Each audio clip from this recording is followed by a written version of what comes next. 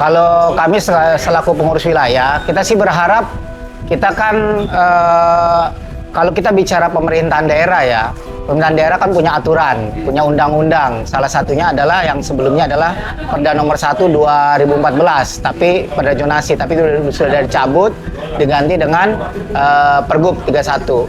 Nah, harapan kita itu ditegakkan dulu lah, gitu ya. Kita bereskan dulu masalah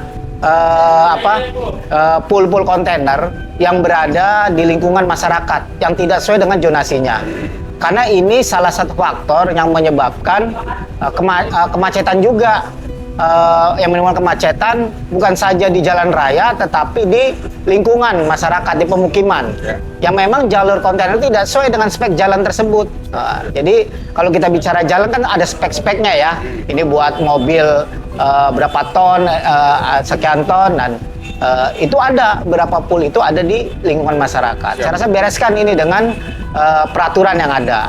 Ya ini wali kota, gubernur ya harus berani gitu. Walaupun ini saya yakin mereka agak takut tuh gimana, karena ini berhadapan dengan pengusaha besar.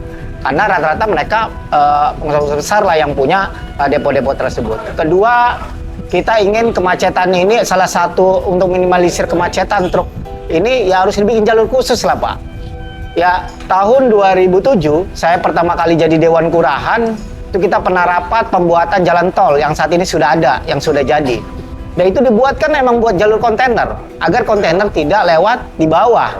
Jadi kontainer itu lewat di atas. Tapi kenyataannya itu tidak dipakai. Alasannya apa? Pertama, tarifnya yang mahal. Sebelum naik, ini kan udah naik ya, sebelum naik itu 45.000 Pak. Yang jaraknya cuma 3 km.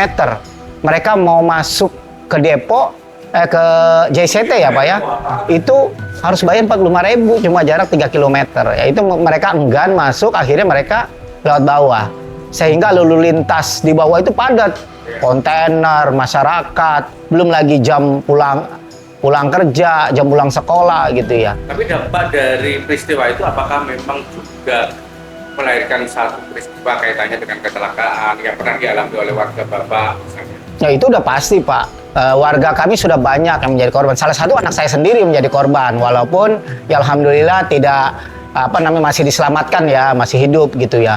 Anak saya itu tertabrak, dia berada di kolong kontainer, selamatkan oleh warga sekitar gitu. Yang kebetulan di depan ini kita ada terminal truk kontainer Tanah Merdeka. Nah di sanalah anak saya kecelakaan. Dan tentunya itu bukan hanya anak Bapak, mungkin ya, warga-warga yang lain, mulai dari yang meninggal berapa bulan lalu warga kita ada yang meninggal juga. Jadi jilbabnya tersangkut di kontainer.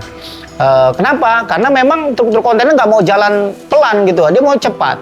Apalagi melihat jalanan macet ada yang ngebut, apalagi jalanan lapang. Makanya kenapa saya pengen ada jalur khusus buat mereka, dipisah, jangan digabung dengan masyarakat dengan kendaraan umum.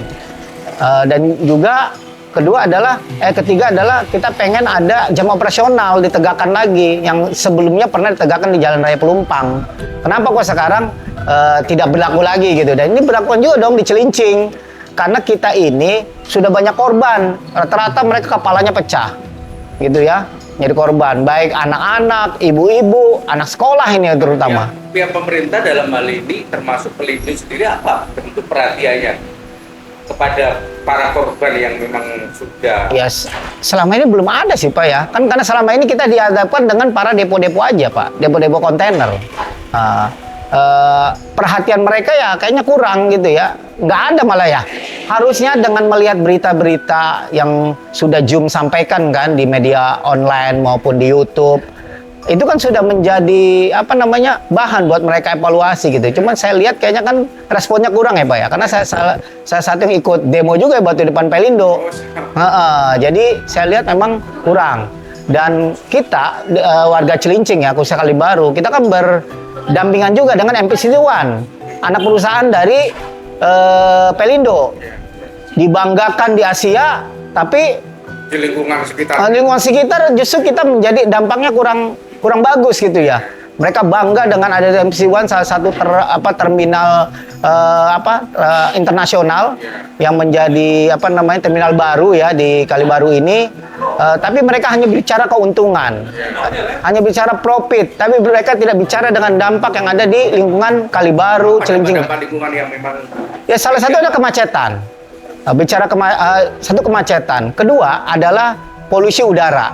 Dengan banyak yang kontainer lalu lalang, ini kan jalur kontainer ada di atas pemukiman warga itu. Kalau ada di RW 8, RW 10 dan RW 9, itu kontainer ada di atas pemukiman warga. Belum lagi bisingnya, ketiga bising. Kalau malam itu kalau mereka antri, pada pencet klakson, warga terganggu. Jam 2 malam, tengah malam mereka terganggu tidurnya. Yang paling beratnya adalah polusi udara. Karena ketika mereka mengantri atau macet di atas, itu kan polusi dari knalpot, udara tercampur dengan knalpot dan imbasnya adalah ke masyarakat.